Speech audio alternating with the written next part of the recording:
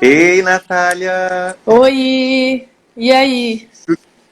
Tudo bem? Tudo bem? Que legal te ver de camisa, porque aqui tá um frio. Você está falando de Caxias do Sul? Me De, localize agora. Cax... de Caxias do Sul, Rio Grande do Sul, isso aí. Gente, estamos nessa ponte aérea Rio de Janeiro e Sul. Amei. É, Aí, tá ótimo. Eu vou tirar um dos livros aqui, porque eu acho que eu fiz uma pilha de livros, né, não, se eu virar a minha câmera, virando a câmera é a Bel Hooks, que está apoiando a gente agora, Olhares Negros. Gente, Ai, deixa a minha. Temos aqui o Caliban e a Bruxa, Virginia Woolf, tamo bem. não, tá bem. A gente está aqui na biografia do Malcolm X. Então, Carmen Maria Machado. Tá E aqui do sólido. estamos bem, estamos. Não vai cair. Natália, primeiro que prazer falar com você. Você sempre foi uma referência das minhas amigas lésbicas, assim, de literatura. Tanto que a Bruna, que eu vou falar dela, a Bruna está aqui, Bruna Giacoianes, que é uma amiga minha, foi quem me deu de presente a Mora. E eu já tinha a Mora. Hum. Toma, se você já tiver, dá de presente para alguém. E foi o que eu fiz. E eu Oi, devorei. Bruna, tô vendo aqui. Lá, ó. Falei, Bruna, já separa suas perguntas. A gente tem que falar muita coisa, quero trocar muito com você. Eu Vamos pesquisei, lá. é doutora em literatura, em teoria da literatura pela PUC do Rio Grande do Sul, Isso. escritora também, e publicou, obviamente, alguns livros.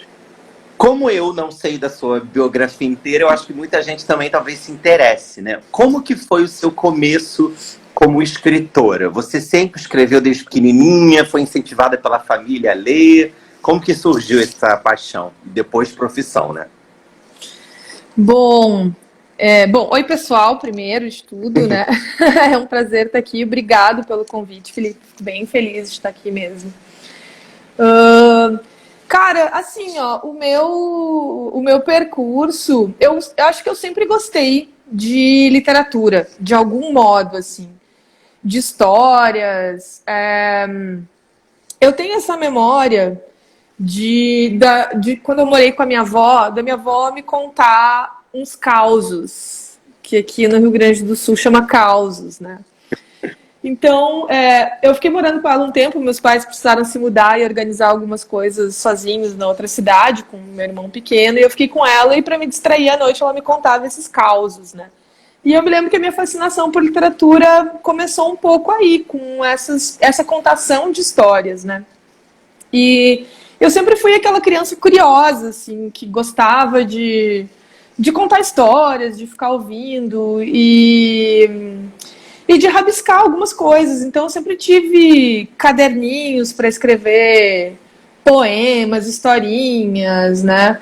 E isso foi evoluindo, assim, né? Foi evoluindo para sei lá, acho que no ensino médio, eu tinha um caderno que mais tinha rabisco de história do que matéria de aula. E depois, no início dos anos 2000, ali eu tive blog.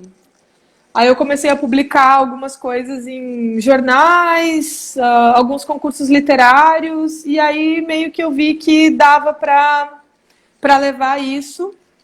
A E sério, né?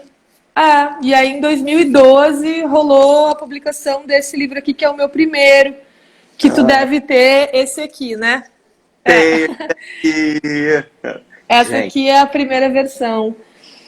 Mas foi isso, assim, em 2012 eu entrei com um projeto num fundo de cultura, que era muito legal, né? Eu não sei como está esse fundo de cultura agora na minha cidade, mas existe, assim, né, esse projeto chama Financiarte, e eu mandei o projeto de livro, ele passou e ele foi financiado por um fundo público de cultura. Legal, né? o Amora também foi, não foi ou não? O Amora também foi. O Amora também foi. As políticas de cultura aqui da cidade, elas eram com coisas muito sólidas e fortes e que alavancaram a carreira de muitos escritores e artistas do audiovisual, do teatro, da música aqui da cidade. Só que nesses últimos anos a gente teve, né, alguns percalços aí, né, com as questões culturais e todas essas políticas que precisam ser mantidas, né? Você sentiu que mudou muito aí? Porque aqui na própria Ancine a gente viu várias coisas, né, de editais, até, né, um edital que foi muito famoso, né, que era LGBT e foi extinto, mesmo depois das pessoas já terem ganhado. Então aqui é bem assim. Um amigo meu estava fazendo uma ocupação artística no Teatro Serrador, que é da prefeitura, que é ali pertinho da Cinelândia, aqui no Rio de Janeiro. E ele falou, amigo, eu quando pego as peças, eu até peço para as pessoas darem uma adaptada para a prefeitura não perceber que é LGBT, entendeu? Tirar alguns termos para eu conseguir botar. É muito oficial isso já, né? Acontece muito aqui. Aqui a gente sentiu isso bem grave. Eu e a minha esposa, Daniela, acabei de ver um coraçãozinho dela subindo aqui. Beijo, então. A gente organizou uma mostra de performance, eu acho que foi 2017, sei lá. Bom, já estava rolando coisas estranhas, né? Os editais estavam ficando mais mirrados, né? Menos gente era aprovada. E nesse ano que a gente fez a mostra de performance, rolou uma série de censuras mesmo, assim, de título, de performance tendo que mudar de lugar. Ai, foi uma... Então, assim, sim, está acontecendo já há algum tempo, né? Essa censura e essa perda, assim, desses editais de cultura e todas essas... Enfim, toda essa política de cultura que realmente estava criando, dando polpa, digamos assim, para um ambiente mais diverso, né, nas produções. Eu acho que se a gente não cuidar da manutenção delas, elas vão sumir realmente, assim. Né? Eu falei com o Jean Willis ontem, né? Sim. E como a gente está vivendo uma guerra cultural, né? Que nem foi criada pela gente, obviamente. É um plano de governo, né, do Bolsonaro de destruir, de desmontar mesmo qualquer política cultural, porque, obviamente, os artistas, em sua maioria, são contrários ao pensamento conservador e retrógrado. Então, é desesperador, né? Fazer arte, você vê esse ataque, né? Eu estava na Bienal do Livro, por exemplo, que eu falei com a Rafael aqui, né? E eu estava fazendo a mediação e a curadoria de 2 mesas LGBTs. E, por coincidência, caíram no último final de semana. E a censura dela foi na quinta, sexta anterior. Então, tudo ganhou um outro tom. E foi tão estranho estar lá lendo uma declaração oficial da Bienal. Aqui eu juro, arrepiado. Sobre a democracia, eu lendo aquilo e as pessoas, todo mundo muito tenso e ao mesmo tempo saindo com os livros LGBTs nas mãos. Foi uma catarse, assim, né? Que loucura viver hoje, né? Pois é, né? Você vai pensar, 2020, 2019, sei lá, é muito louco a gente tá vivendo esse tipo de reação, assim, agora, nesse momento, né? Que é um momento que, sei lá, eu acho que a gente veio cultivando coisas para estar vivendo mais abertura, né? E sim, ela tem acontecido, mas muito por nossas lutas, né? Não com apoio institucional e dinheiro e verba, porque precisa, né? Claro. Natália, vamos falar sobre livros, mas eu sempre gosto de puxar a pauta da representatividade aqui.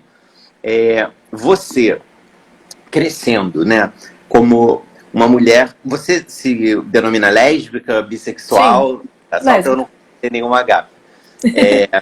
Quando você foi crescendo, né, eu quando saí do armário, assim, aos 20 anos, obviamente eu já me entendia gay mais cedo, né, na infância eu nem digo porque eu não tinha nem essa consciência, mas conforme os meus amiguinhos queriam beijar menininhas, eu queria beijar eles, né? Sim. Então, você vai percebendo um pouco isso, mas eu não tinha nenhuma referência. Eu tô com 34 anos não tinha, assim, não tinha RuPaul, não tinha nada. E quando a pincelar um pouquinho nas novelas, eu sempre trago esses exemplos, porque era assim, as lésbicas de Torre de Babel que morreram, com shopping explodiu, que eu vi até que você cita em um conto. Depois, Vítima, que o Sandrinho Jefferson, André Gonçalves era ameaçado na rua porque fazia um papel gay. O Beijo, que foi vetado em América. Então, Nossa! Nada era positivo, nada era leve. Tudo era... isso é um grande problema na mídia. Isso é um grande problema na mídia, na minha vida. Então, o que será? Você, crescendo, você teve algumas referências quando você saiu do armário? Tinha um livro lésbico que era assim, toda lésbica tem que ler? Porque eu tive travesseiro. Quando eu saí do armário, todo mundo, você tem que ler O Terceiro Travesseiro. E eu lia, porque era o único que eu sabia, e era uma tragédia, é um horror. Você acaba o livro falando, meu Deus, então minha vida vai ser mais triste ainda. A gente ri, né? Mas... Você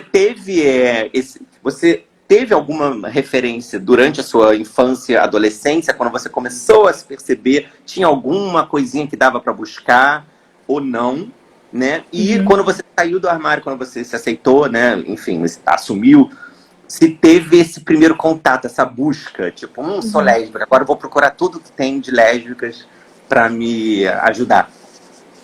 Olha, basicamente tu fez a storyline assim das minhas referências, que é exatamente isso, as lésbicas explodindo no shopping, o beijo proibido, tudo era uma grande questão, um grande problema. E é engraçado, né? Porque, bom, a gente viu as coisas midiáticas mudando muito recentemente, né? Não só para questões LGBT, mas para outras questões, assim, né? De diversidade. E eu, enfim, cresci, fui uma adolescente sem TV a cabo, sem muito acesso a livro, porque eu acho que também essa questão de mais livrarias é uma coisa um pouco mais recente, né? Mais recente que eu digo, sei lá, 15 anos, talvez, 15, 20 anos, né? E cidade do interior, no meu caso, né? Então, assim, o meu consumo de referências era basicamente esse. Era uma falta, né, de referência, era uma busca, mas uma falta imensa de referências. E, de repente, me chega Caio Fernando Abreu, que foi, assim, o grande autor que se apresentou para mim com essas questões e que era essa prosa mais cheia de poesia, cheia de imagens, cheia de metáfora, com coisas cifradas, que foi muito, assim, na onda do que eu gostava de ler também, como Cortázar, né, que, enfim, não é LGBT, mas é mais nessa onda. Então, para mim, o grande, né, escritor que chegou foi o Cortázar. Mas, de referências lésbicas, para livros especificamente, foi muito difícil. Tanto é que o Amora, ele foi lançado em 2015, né? O Amora, ele foi, para mim, produto de uma falta, né? De uma falta de referências. Eu ia puxar isso, mas... Isso é muito comum, assim, em artistas que eu vejo LGBTs, uma frase do tipo, eu faço essa obra, escrevo esse livro, faço esse filme, porque era alguma coisa que eu gostaria de ter tido. Isso é uma coisa da nossa geração, que talvez as próximas já nem tenham esse sentimento, né? Sim, que bom! Mas é isso,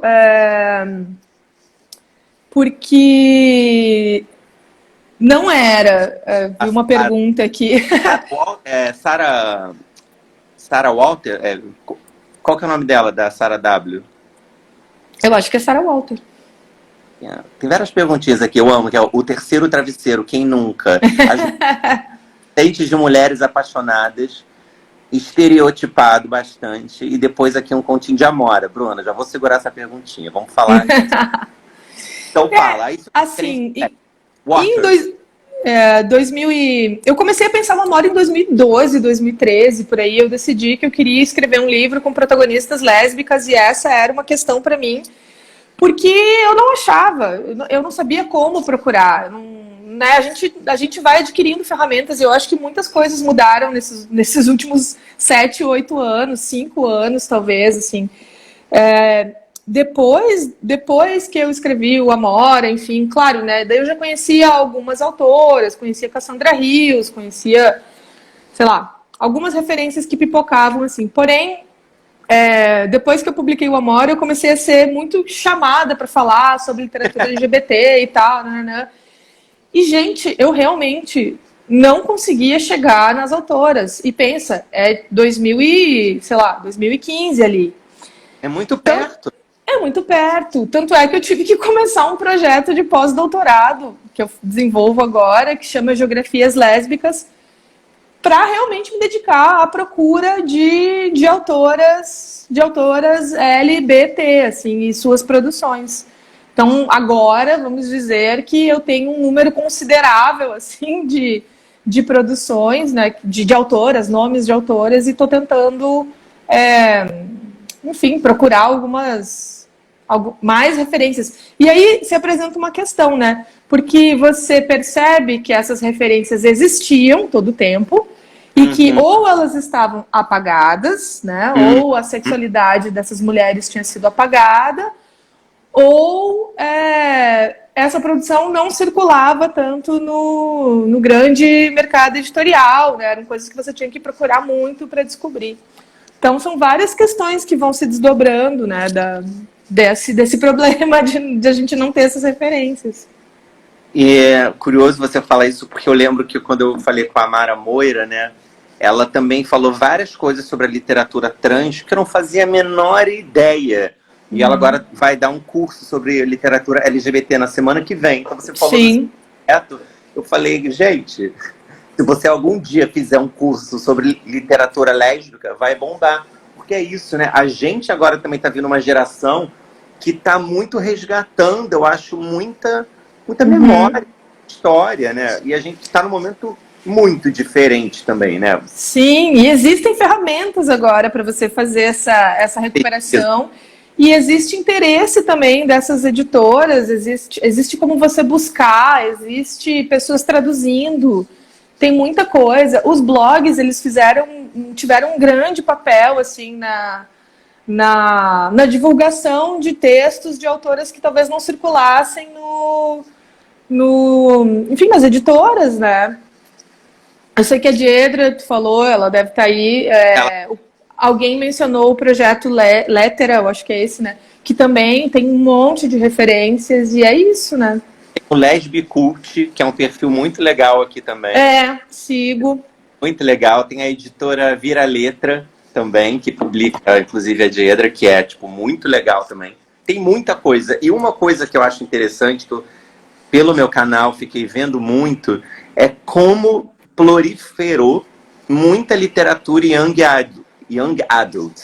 Que é uma literatura, né, que não é infanto-juvenil, mas se aproxima um pouquinho, que é para jovem adulto, com temas como aceitação, família, primeiro amor, escola, né?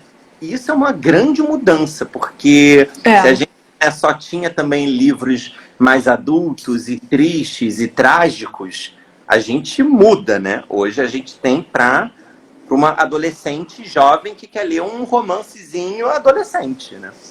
Tem para todos. É tão bom, é tão lindo ver isso. Porque tem para todos os gostos, tem para todos os gostos. Para tu ter uma ideia, eu comecei o meu projeto de pós-doutorado com 25 escritoras.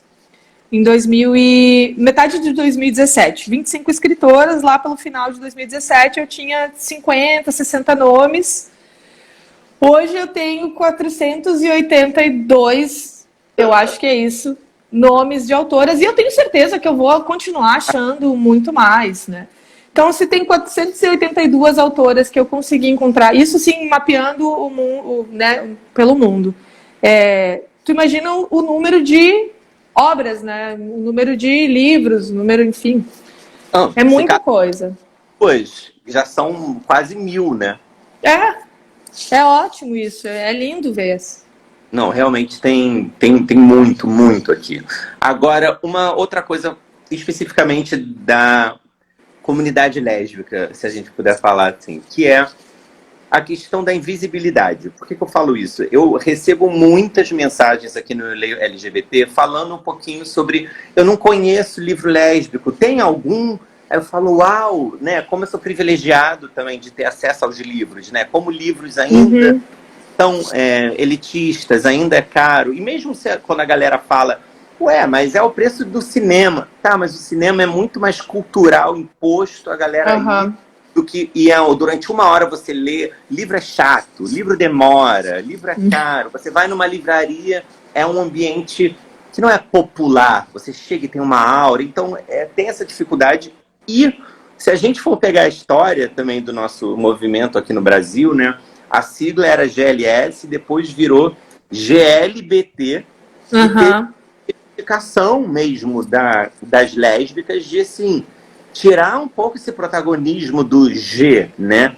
Que ainda é muito grande, ainda é tipo o grupo privilegiado dentro do LGBT, o que a mídia ainda bota e é o que tem os maiores privilégios, né? E o L vai para frente, vira LGBT.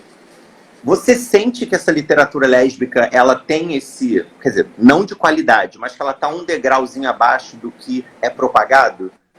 Você acha que a literatura G é mais dominante no mercado? Não sei. Eu acho que isso acontece numa escala de machismo mesmo, assim. Porque não é muito uma questão gays e lésbicas, mas uma questão homens-mulheres, né? Assim, é uma questão de machismo, na verdade, eu acho. Do mercado, de quem tem possibilidade de escrever, de quem tem o domínio das narrativas nessa disputa, né?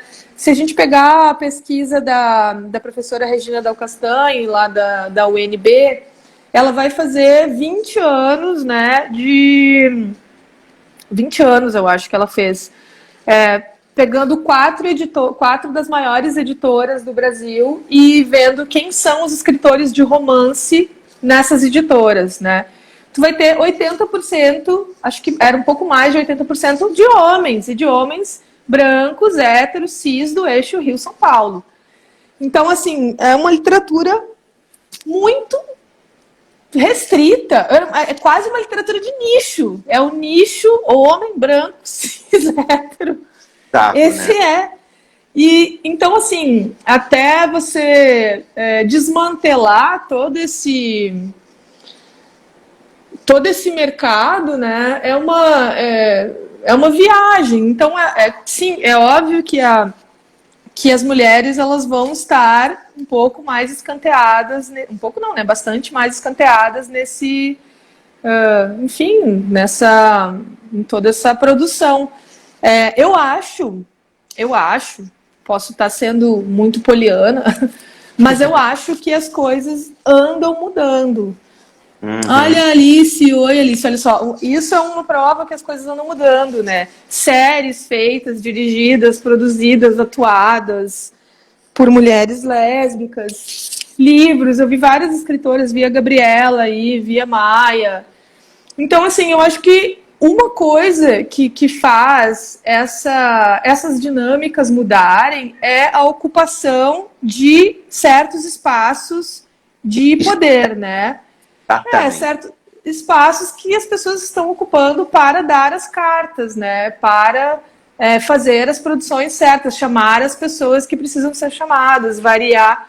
Então eu vejo que esses espaços de articulação eles estão sendo tomados por mulheres lésbicas, por mulheres negras, e eu acho que é isso que vai fazer, né, com o tempo, vai fazer a diferença nesses discursos, né? Nessa produção. Com certeza isso. E tem tanto livro legal, porque eu fiz uma playlist assim, de vários, mas agora pensando, tem até quadrinho. Tem.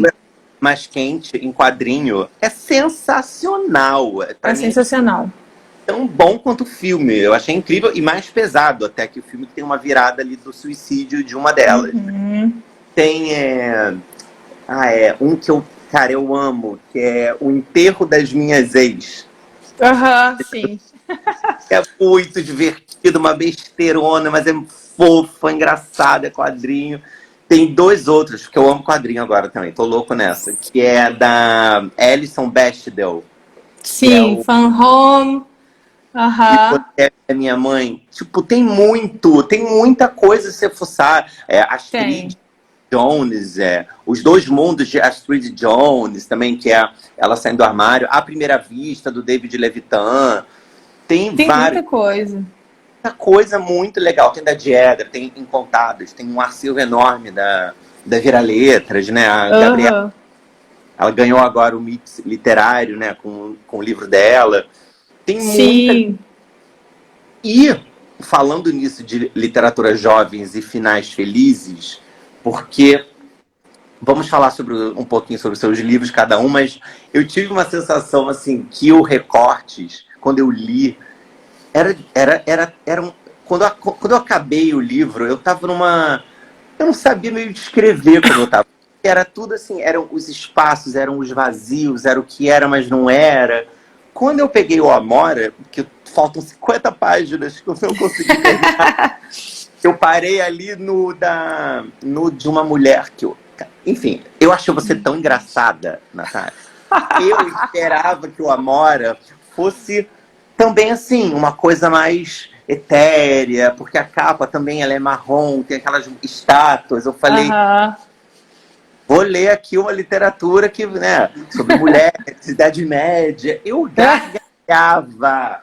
Eu ria aqui em casa, eu dava umas gargalhadas altas. O meu namorado olhava e eu falava assim, cara, ela é muito engraçada. Eu ria muito. E o livro Carol, por exemplo, da Patricia Highsmith, eu lembro que ela fala, né? O final não é um final feliz, mas é um final Uhum. com a possibilidade de uma continuação. E a Patrícia falava que ela recebeu muitas cartas lá em 1950 falando de leitoras lésbicas que falavam, agradecendo ela, porque pela primeira vez elas tinham visto a possibilidade de também ter um final feliz, de terem uma Aham. vida feliz, né? A força que tem a representatividade, né, nesse lugar. Quando você escreveu esses livros, você teve feedbacks de leitoras lésbicas que se identificaram? Como que é esse feedback, essa sua relação com as leitoras? Porque pela Bruna, que é minha amiga, ela é apaixonada, louca. É como se você fosse a J.K. Rowling e ela é a fã do Harry Potter. Assim que você aparecer, ela desmaia, assim. Tipo, tem essa identificação Gente. gostosa, assim, né?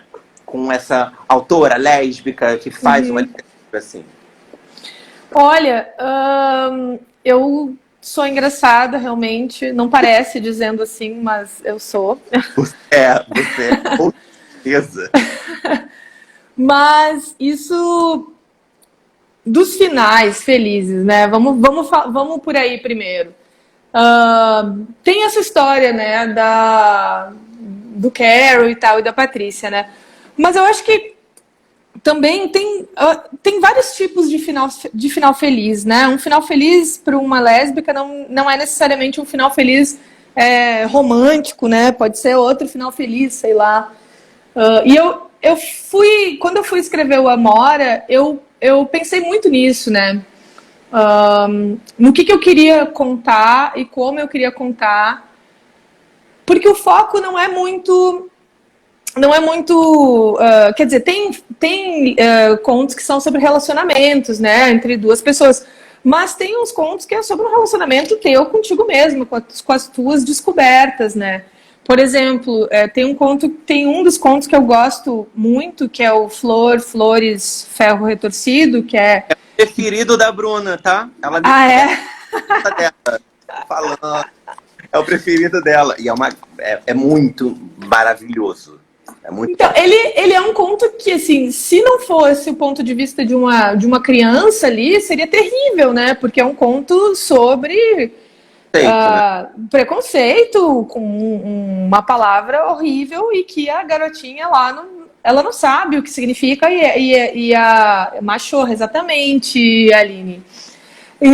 Enfim, ela quer buscar o significado daquela palavra. Todo aquele conto ele é em torno de uma criança buscando significado, e ela encontra diversos significados para uma palavra que foi, né, que ninguém queria dizer para ela o que significava, porque aquilo ia escancarar todo um preconceito, né, da família, dos vizinhos e tal. E eles não podiam dizer aquilo, né, mas disseram coisas piores, né, compararam com um cachorro, disseram que estava doente, mas não podia falar da sexualidade, né, chamou de machorra. E para mim, assim, é bem engraçado, porque quando eu pensei naquele final, que é um final bem, bem poético, assim, né? Porque aquela é a última imagem que a menina fica e que a gente, leitor, fica do que é uma machorra, que é uma pessoa iluminada por faíscas, com uma cara de flor, uma boca de... Então, e assim, e o conto é engraçado, ele tem vários pontos engraçados, e é um engraçado que te coloca em xeque, assim, porque tem uma discussão ali sobre binaridade, né? Ah, você gosta de rosa ou de azul? Que é feita entre duas crianças, que poderia muito ser feita entre a Damares e, sei lá, porque é assim que as pessoas pensam quase, né? Então tem um pouco esse tirar sarro de algumas coisas que estão postas, né? De desconstruir umas coisas que estão postas. Eu acho que é bem importante isso. No conto Vó, Senhora é Lésbica, que foi o que saiu no Enem e tal, e eu cedi os direitos. Saiu no Enem? Em 2018, esse conto caiu no Enem. Gente, teve a polêmica toda. Sim, sim, teve uma super polêmica. Era uma tríade, eu acho que era um texto em Pajubá, um poema da Angélica Freitas e um conto do Amora. Foi assim, só faltou vir uma botina estampada na capa do Enem. Amei esse Enem, amei. Gente, é verdade. Como é que eu não peguei esse gancho tão maravilhoso? Não, e aí teve umas meninas da Federal Fluminense pediram para eu ceder os direitos desse conto, porque elas queriam fazer um filme, e elas fizeram um filme lindo, elas fizeram um curta. Eu vi esse curta aqui no Rio. Isso, elas fizeram um curta maravilhoso, assim, em que a produção toda foi feita com pessoas queer e negras, né? Elas fizeram um elenco todo, foi maravilhoso, e elas mudaram o final. Elas perguntaram para mim, né? Mandaram e tal, falaram: a gente queria um final um pouco mais assertivo, porque não é um final triste, né? Ela e a avó estão naquele momento. Ela não tem coragem de perguntar, mas o assunto está ali, está posto. Foi um conflito geracional que foi desvendado em uma janta. Mas no filme, as meninas, no final, colocam a Joana dizendo que vai levar, então, a namorada para jantar na casa da avó. Eu achei a coisa mais fofa isso, porque também é legal, também é importante, né? Acho que é importante a gente ter finais, assim, pra gente se identificar. Não só finais, mas histórias inteiras, né? Pra gente se identificar com alegria. Não, e é tão bonito porque no Amora você bota... eu cheguei a ler um que fala sobre a religião, que eu achei muito bom. Ele é uma baita crítica, e você vai seguindo ali, e eu, como estava no contexto do livro, pensei, bom...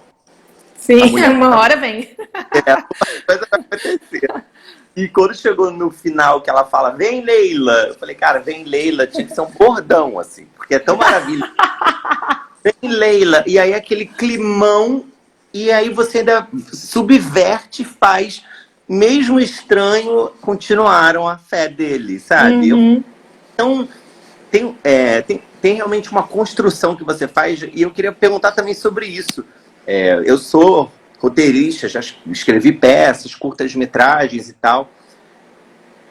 Eu fiquei chocado com seus 2 livros de contos, porque eu ainda não li Controle, tá aqui também, tá separadinho para falar, mas o Recortes e o Amora, o Recortes acho que são 53 contos, e o Amora 30 e poucos. São 80 universos, e cada um, a sensação que você tem quando você lê, que eu tive, era que cada um poderia ser um livro. Cada um poderia ser um curta, porque cada um era um universo inteiro que você consegue passar em poucas páginas. Como que é o processo de escrita de contos. Para mim é tão novo assim pensar. Eu falo, meu Deus, ela inventou 80 mini argumentos, sabe? 80 mini sinopses aqui, ela desenvolveu. Falei, que isso? Da onde vem? Como é esse processo? Eu tenho muitas ideias. Eu tenho realmente muitas ideias. Com certeza. Eu tenho uma oficina de contos e tal, de literatura, em que eu ensino um exercício. O primeiro exercício que acontece nos primeiros minutos, assim, talvez na primeira hora da oficina, é um exercício de silêncio.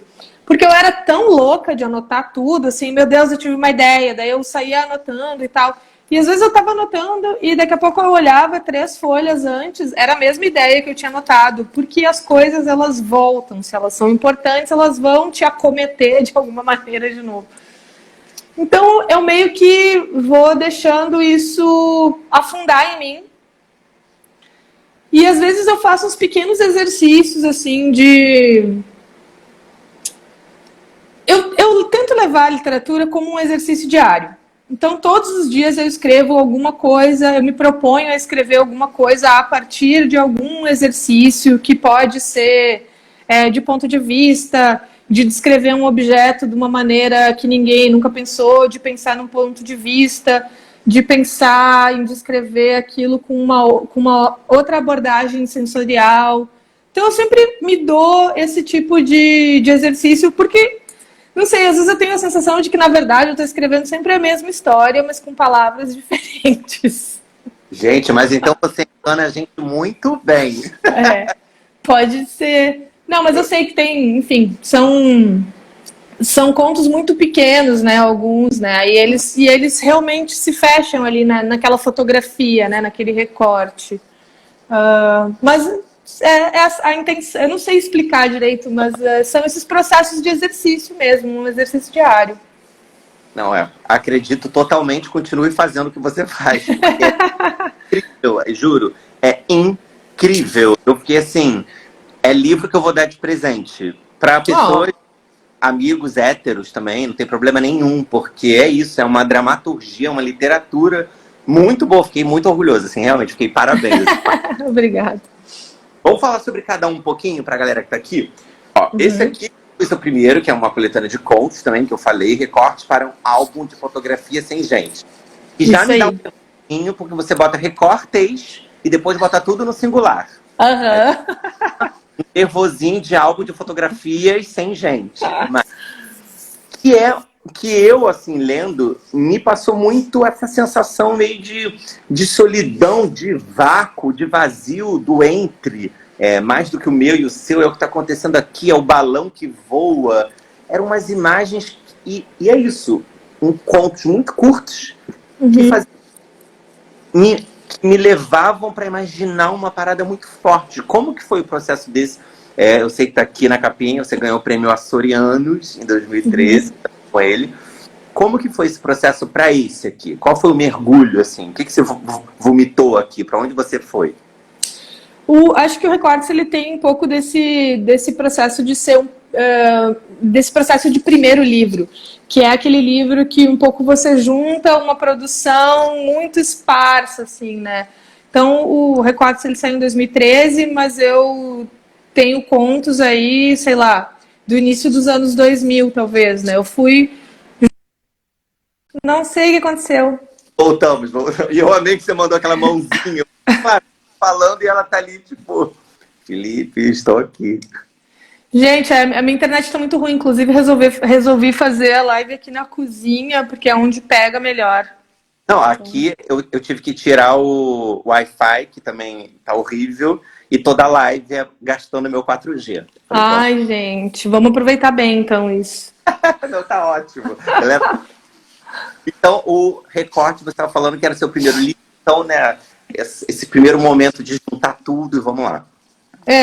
Acho que isso, e eu tive um ótimo editor, que é um grande poeta aqui da minha cidade, que é o Marco de Menezes, e a gente teve um processo de edição muito afetivo do livro, assim, a gente realmente nos encontrávamos para discutir os textos e ele me fazia perguntas sobre o que eu queria dizer com aquilo, me forçava a pensar em imagens menos clichê. Então foi muito legal esse processo de ter uma pessoa com quem você pode dialogar. Eu sempre digo isso para os autores e autoras, assim, é muito bom ter um editor ou uma editora que conversa contigo, que faz o teu texto melhorar.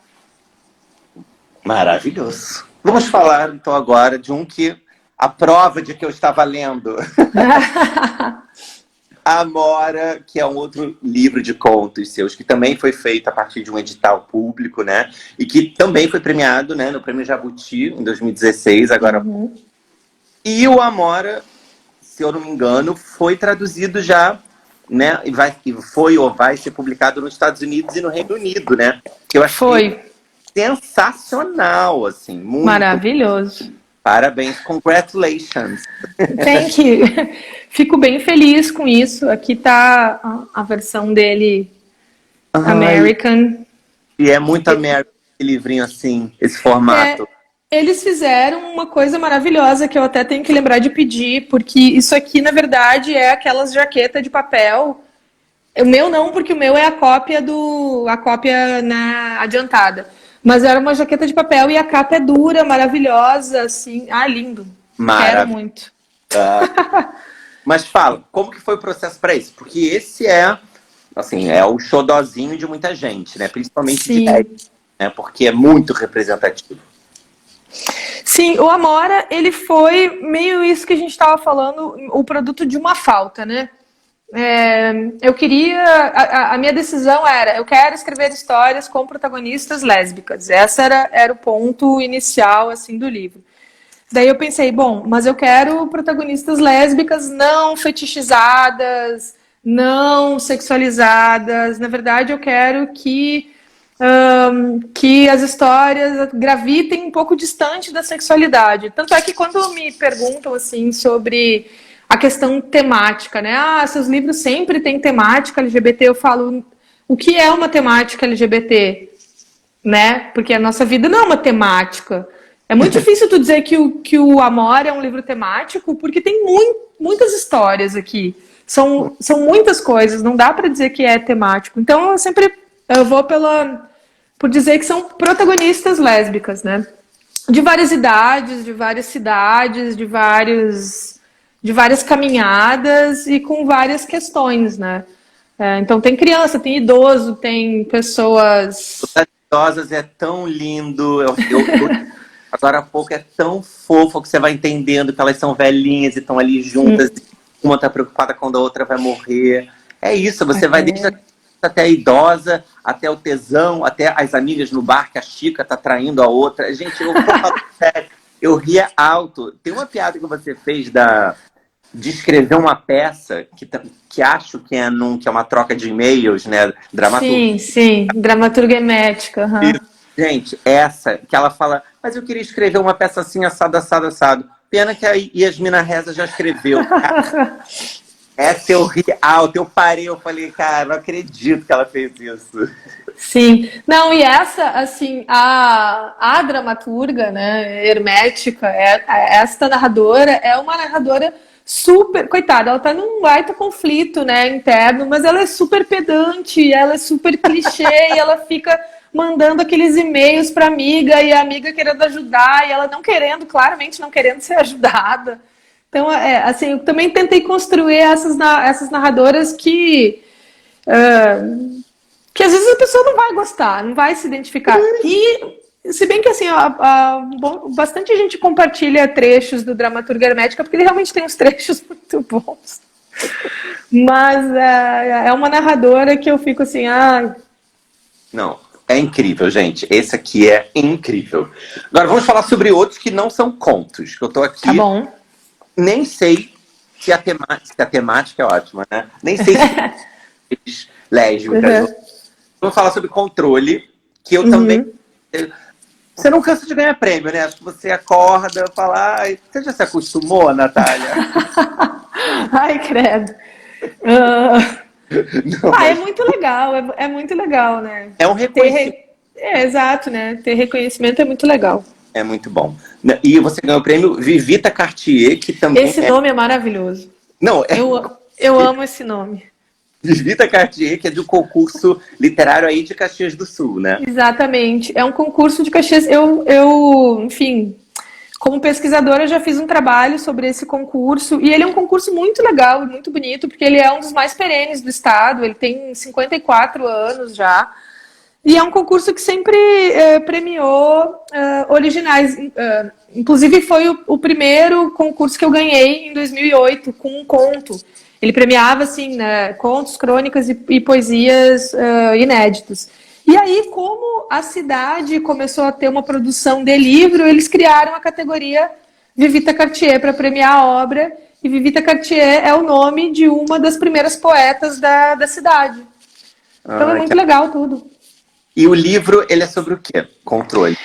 Então, Controle, ele conta a história de Maria Fernanda, que nasce no mesmo dia que Ian Curtis. Por isso o livro é todo entremeado com letras do New Order. Tem uma super referência ao New Order na capa já, com o título Controle, com essa pintura, com o álbum Power, Corruption and Lies. Todos os capítulos têm nome de música ou de álbuns do New Order. Eu autografo os livros para mim mesma, olha que... Amo! Todos os meus livros, eles são autografados para mim mesma. Isso é uma autoestima, gente, que ela mesma se valoriza. Gente, Natália... mas tem que ter. Não, eu amei esse... Não, eu vou roubar essa sua tradição. Meu primeiro livro, ano que vem, eu vou me dar. Se dedique, porque é muito trabalho. Você passa ali muito tempo com os livros. Enfim, então, aí o Controle, ele conta a história de Maria Fernanda. Ele é um romance de formação, vai contar a vida da Maria Fernanda dos 13 aos 34 anos. A Maria Fernanda, ela sofre um acidente de bicicleta e esse acidente, ela vai ter que ir para o médico, ela descobre que ela tem epilepsia. Então ela tem que lidar com essas questões da epilepsia, ela acaba se tornando uma pessoa um pouco fechada, uma pessoa ansiosa, com uma saúde mental precária. Então ela vai tendo que lidar com essa solidão de ser uma pessoa que tem uma condição, que tem um problema, e lidar com o mundo, lidar com como ela vai se relacionar com os amigos, com a família, com o seu crescer, com os seus relacionamentos, com o seu gostar. Controle é meio sobre isso, assim, é sobre estarmos deslocados, talvez, assim, né, do que o mundo espera da gente. Bacana. E um outro que está aqui também, que eu ainda não li, mas eu tô louco, eu tô trancado em casa, então é isso, que é Corpos Secos, né, que é um livro... Corpos Secos. Com outros 3 autores também. E, aliás, tem vários da Luísa que eu ainda não li, que eu também quero muito ler. Que me fala do Samir Machado também, que eu já conhecia. Maravilhosos. É uma distopia, como se fosse hoje? É uma pandemia? É um vírus? Como é que é? Sobre o que é? Então, Corpos Secos, a gente começou a pensar nesse livro em 2018. Quem me convidou para escrever ele foi a Luísa, que veio com essa ideia. Natália, a gente vai escrever um livro, eu, Marcelo. Quer dizer, acho que não tinha ainda o grupo de pessoas no celular. A gente vai se reunir para escrever um livro de zumbis. Daí eu, que legal, me chamem. E daí ela realmente me chamou para escrever um livro de zumbis. Só que a gente não fala zumbis, a gente preferiu usar o termo brasileiro, né, do morto-vivo, que é o Corpos Secos, né? O Samir, que pesquisou sobre isso, mas aparentemente o corpo seco é uma pessoa que em vida foi mas tão ruim que ninguém quis ela fica condenada a vagar.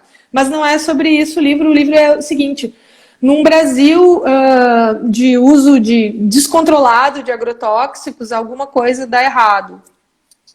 E esses agrotóxicos que são usados no controle de praga através de uma lagarta, eles começam a afetar os seres humanos, e os seres humanos começam a agir que nem essas lagartas, que seriam assim, as lagartas...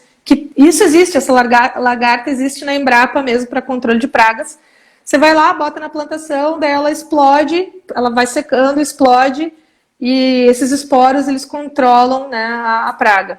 Porém, esses esporos, na verdade, eles começam a dar ruim nas pessoas, as pessoas vão virando mortos-vivos, corpos secos, e aí o livro acontece, assim, quando tudo já, as instituições caíram, tá tudo uma droga geral, não temos governo, há uma doença nesse país. Esse eu tô louco pra ler também, porque quando começou a pandemia, eu fiz maratona de The Walking Dead. É quase morte, Eita, né? Eu tive o Covid, eu tava doente em casa, tava todo mundo Gente, em lives, fazendo yoga, e eu desesperado aqui dentro do meu apartamento. assistindo The Walking Dead. E aí eu Não. falei, eu vou ver The Walking Dead porque eles estão entendendo o que eu tô sentindo. Eles estão, tipo, pô, o mundo acabou, ele tá ali, não sabe o que é aquilo, e aí? Eu me identifiquei muito. Então, assim, vou devorar esse livro. Gente, então. E esse livro tem uma questão, né? Porque cada um de nós escreveu um núcleo de personagens. Então você também vai ter que descobrir quem escreveu o quê. Vou e vou te contar. Vou e vou te contar. Deixa eu ver agora aqui, gente, porque passa rápido, passam 5 minutos, mas vamos ver as perguntinhas que vocês mandaram. Quem tiver pergunta sobre algum romance, vai mandando aqui. Lembrei muito de Tomates Verdes Fritos. Assistam Secret Love no Netflix. Que Ai, lindo, assistam mesmo. Adorei horrores, é a coisa mais linda que tem. Ninguém fala que tem um livro com temática hétero. É verdade. Exatamente. Sempre Olha a Monique aqui. Oi, Monique. Eu acabei de ler o livro da Monique também, maravilhoso, Flor de Gume, lindo. Fica a dica. Que foto é aquela ali atrás? Bruna Curiosa, Stalker. Com uma Eu foto acho. atrás. Minha? Essa aqui? É, os pratinhos, não sei se é um pratinho no lado. É um incentivo para bebê. Eu amo, que a gente queria uma referência lésbica antiga, super secreta. Bebam. Não, é só um incentivo para bebê mesmo. Vamos ver que tem aqui coisinha, gente. Cláudia tem no YouTube, no canal Centro Cultural. Calma, isso aqui eu não sei o que é, como a gente tem acesso. Ai, tanta gente legal, né? A Diedra, a Gabriela, Soltelo. Gabriela, coloca o nome do seu livro aqui, porque a Gabriela, se ela tiver aqui... Gabriela, né? Maravilhosa. Ela ganhou agora, né, o Mix Literário, que foi primeira vez que teve esse prêmio, né? Ali no Festival Mix Brasil. Li Amora sem ter uma namorada. Achei um amor. E a primeira coisa foi, você quer ler esse livro? Eu vi uma cena deste conto numa formatura de teatro, machorra.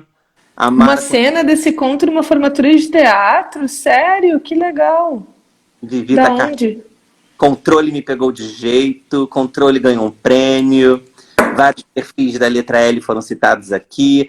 Tem uma HQ brasileira chamada Histórias Quentinhas sobre Sair do Armário. De HQ, eu esqueci de falar aquela hora. Tu conhece a Aline Zouve? Maravilhosa. Não.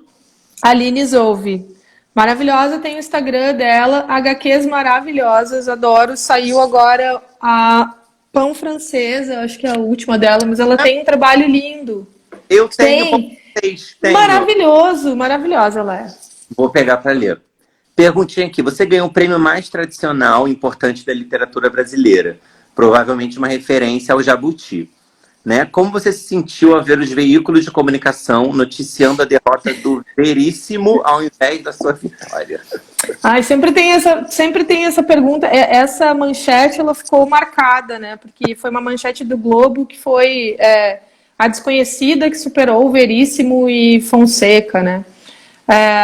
Na época, eu vou te dizer, eu não tinha ferramentas o suficiente para ver. Eu achei que eu estava numa ego trip, até que as pessoas começaram a me dizer, não, tá errado, teu nome tem que estar lá, né?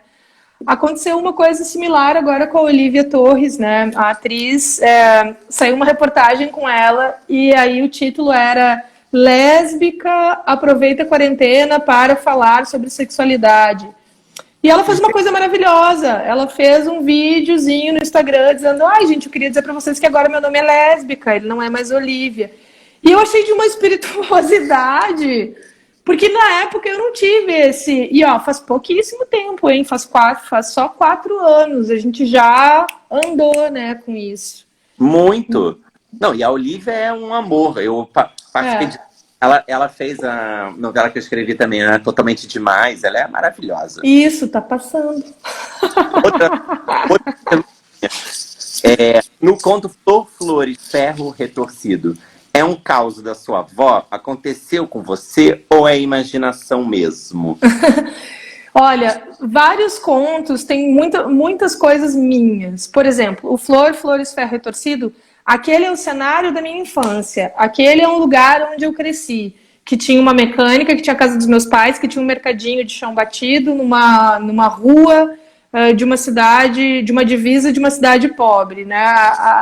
Aquela ambientação e aquela pessoa, no caso a Flor, elas existiram. Nada mais do conto existiu, assim. Então tudo é uma ficcionalização deste momento. 1 minuto e meio. Então, nesse 1 minuto, eu queria falar que o nome do livro da Gabriela que ela mandou é Ninguém Vai Lembrar de Mim. Sigam a Gabriela, tá aqui também, Gabriela Soltelo. Obrigada, eu amei a live, eu amei. Vou devorar os seus outros livros aqui no vídeo no canal. Para quem quiser assistir ou indicar essa live, eu vou botar agora no IGTV. Então, assim que acabar, daqui a uns 3 minutinhos, já dá pra gente compartilhar ela. Parabéns, Natália, eu amei, de verdade. Assim, tô me divertindo com a Amora, vou te mandar depois o feedback quando eu terminar. Tá bom, obrigado pelo convite, foi muito bacana mesmo. Adorei, pessoal, obrigado também por estarem aí. Obrigado a todo mundo, gente. Boa noite, se cuidem, fiquem em casa, mesmo com os governos mandando ir pra rua, quem puder. Exatamente. Um beijo, Natália, boa noite. Boa noite. Pessoal, foi muito legal a live que eu acabei de fazer no canal Eu Leio LGBT, junto com o Felipe Cabral. E eu tinha separado uns livros para mostrar para vocês, então eu vou deixar eles aqui agora, tá? Livros de mulheres lésbicas. Eu fiz uma pequena seleção e vou deixar nos stories para vocês, tá bom? Foi muito legal. Beijo.